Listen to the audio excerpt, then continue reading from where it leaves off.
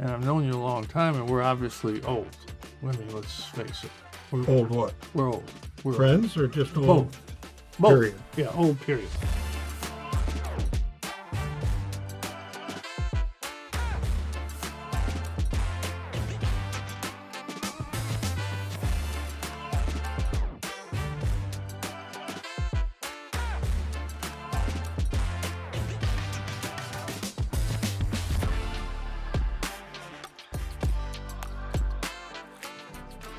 Hi, this is Jim Boeheim. Welcome to Playing to Win with Pinnacle. And we're here today with Mike Figler, an old friend of mine, I think. And he's going to give us some good advice today about investments, good and bad. He makes a lot of good ones. And do you make some bad ones too, Mike? You got to look at me, though, to talk to me. No, Jim, not that I can remember. Never? No, do there's you only follow good, your own advice? good, and there's really good. It's like your career, Jim. Some good and some bad. Some bad. bad. I've had a couple of mistakes. Yeah, I have too. Well, I mean, that's the way it works. That's probably why we get along. Nobody's perfect, well, and you're willing to admit you weren't. Listen, 300 hitters out 7 times. Okay, well, that's not 300. It's not bad. Right? Well, You'd be in the Hall of Fame today. And get paid a lot of money. $50 million or $500 million. For a 300 hitter, how much? $100 million or so, easy. Maybe a little more. Well, almost as much as you made. Yeah, close. Not quite. Do you think we should be aggressive investment, and do you think that's the way to go? Be really aggressive, defensive? What do you think? I don't think I'd be real aggressive. I think if you had some aggressive investments, but not overall, like there's some money that you might want to put at a higher risk to get a higher return. But I think for the most part, if you're conservative and just let it grow every year and compound, I think you'll be happy with the results. Well, you know what I always thought? I thought you'd be very conservative with stuff. Then you take a chance here and there along the way. Do you ever think that way? Yeah, I have. Take a good percentage. Do you? I did that. Yeah, I never worked out those little ones. The risky ones. Yeah, the risky ones. I think people have to be careful. They do. I think if you get, that's what I was thinking. That most of it conservative, blue chip type stuff, plodding along, and then maybe a little bit in the risky category like gold or silver or some small stocks, but that should be just kind of your fun money. Well, when I started out, the word diversity was big. Don't put all your eggs, in one basket or something? Right. Yeah. That makes sense. Very few people are lucky enough to get a basket that's called Microsoft or Amazon. If you end up with one of those, you're lucky. But most people don't. So you got to spread it out. And you got to, some outperforms the others and some just kind of plods along. But I agree with diversity. Not only in like the number of stocks, but different types of investments, like bonds and stocks and maybe a little real estate, maybe a little metals. So diversify in different classes of assets. But you have to pay attention too, don't you? You have to, it's just not something you can walk away from. You got to be involved to think about it. Oh, I think you got to be aware of what you're doing, but you do hire professional people and you got another set of eyes, let them kind of do it while you do your own thing. Well, I always thought that if I did what I can do, which is try to do coaching, I'm not good at other things. Like any other things. Right. Mowing grass, I'm not good at that. And financial, I'm not. So I think it's people like you that you have to trust, and you have to work with people that you trust, and they take care of that. They're going to talk to me about it, but you got to make those decisions, right? Well, there's no doubt. You got to have somebody who's educated in the area and experienced, and realize that if you're going to give your trust to somebody else, that they know what they're doing. And it's like, I don't know anything about, you've told me a number of times, I don't know anything about basketball. Yeah, but you've tried to advise me about basketball. But luckily, I don't listen to that advice because I know you don't know anything about basketball. You were lucky if you could make a free throw.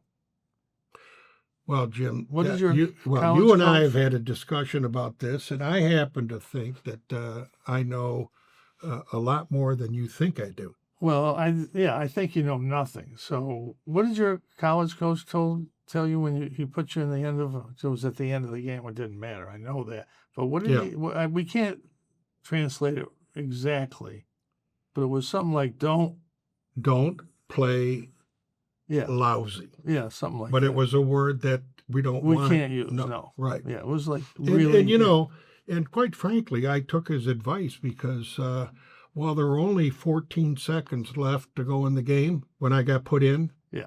I didn't play bad. I really didn't. You gave him a good 14 seconds. As good as I gave him the best I could give. Well, the whole point of me talking to you is because I trust you, and I've known you a long time, and we're obviously old. I mean, let's face it. We're Old what? We're old. We're Friends or just old? old? Both. Period. Yeah, old period. Okay. But when you talk about investing, I'll listen to that because you know that. This is what you've done for your whole life. And people need to understand that they've got to go to somebody that knows what they're doing and is willing to talk about what you need to do. And you're planning. Plan things. Start now. I didn't know in the very beginning. We got lucky a couple times, but get invested early. You got another 40, 50 years. Start right now. I can't agree with you more. Even That's if unusual. I mean, me agreeing with you more? Yeah. Me agreeing with you at all? At all. It's is big. Yeah, it's hard. It's hard to believe. Yes, I agree with you that even if you have a modest amount, put a little bit away when you're young, and then as you grow in your business and get more successful, then as you earn more money, then you can start earning some more, but you got to get started at some point. I mean, think about where you started. And think about where you ended. I mean, there was a big gap between when you started and when you ended. Well, when right? we started our foundation, we were trying to get people to give us $100, weren't we? Or $200? Wasn't that it in the very beginning? Well, I do remember you and I trying to raise some money up in Fulton at the candy place, and drove up there, and it was snowing. We walked away with $17 and candy. We got free candy, didn't we? Well, you did. They didn't give me anything. They didn't give you any? No, you got the candy bar. I didn't. But then think about it. Your foundation, you end up raising millions, and you started at $17. That's the same way investing. Invest a little bit. The opportunities will come later, and you can accumulate more. But time's your friend. And in your first very beginning, I made $25,000 as a head coach. I put, 3,000 or 4,000 of that into something then. That was 50 years ago. That's worth a lot of money today. Did you end up making more than that? I made a little more, yeah. A little later bit. on in your career? Yeah, a little bit more. After you won the Big East about 12 times in national championships? It took a long time, but eventually. Well, when Jim, we started to put 25,000 people in the dome, then, they figured they must. They gave you some of that? No, not a lot. Okay. The guy advised me in the beginning to just take 10% of the dome revenues. I should have done that. Of the revenue? Yeah, sure. That would have been a much better investment, much better paycheck. You know better than I, What else do you think you need to tell me about investing? Investing is that you can pay attention to it, but I wouldn't be fixated on it, because I think the more you get involved in it, the more you get emotionally involved, can lead to some bad decisions. There's two things that coexist in our business at all times. It's fear and greed. And if either one of those overtakes your investment philosophy, it typically turns out to be bad. So you got to be even keel and allow time to work for you. And my best advice to anybody investing is get a professional and trust them. That's what they do. Everybody tries to coach basketball, but, luckily they can't. They don't have a say in it. Right. People try to have a say in their investments.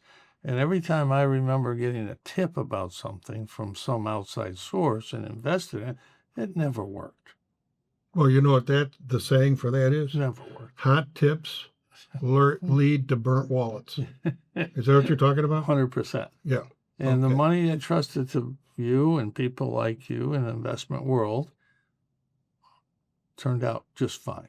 Good. Well, it's nice to hear you say that. It's because we kind of remove the emotion. We try to educate ourselves, educate our clients, and kind of take the emotion out so that people aren't zigging when they should be zagging. And the bottom line is we wouldn't still be here if we weren't successful and we didn't do the right things. Amen. Amen. So, Mike, investing with no plan is like going to the park and playing pickup basketball. I agree. Well, our expression is this: if you don't know where you're going, any road will take you there. So you got to have a plan. You got to write it down, have it. And over time, we're in a dynamic world. Maybe you got to change things a little bit. But you got to have some type of a blueprint to follow to make sure that you're on the right road. Well, in coaching, it's a little harder than investing, what you did. I had a plan, but like in the first 2 minutes of the game, it might change based on what one player does or based on what the other coach does. It's the same thing in your business. Something's going to happen at some point in time. You have to change things. Something unexpected. Yeah. A lot of things come out of left field: oil embargoes, or wars, or depressions, change of administration, politics, etc. So you can't be changing your portfolio every time something changes in the world, but you got to be aware of what's going on. If it's a big item, then maybe you got to make some tweaks. If it's a little thing, then just kind of brush it off, little bump in the road, and continue your plan. Mike, when you try to time the market, that's for an amateur, even for a professional, that's not easy to do, is it? I mean, it's like if you shoot the basketball, I mean, it's hard to time that exactly right. I think so. You're right. There are a lot of people who think they're great market timers, if you will.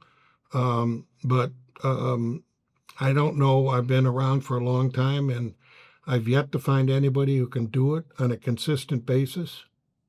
It kind of reminds me of, I read an article about you in the paper, and somebody said, geez, you got a lot of 3-point shooters.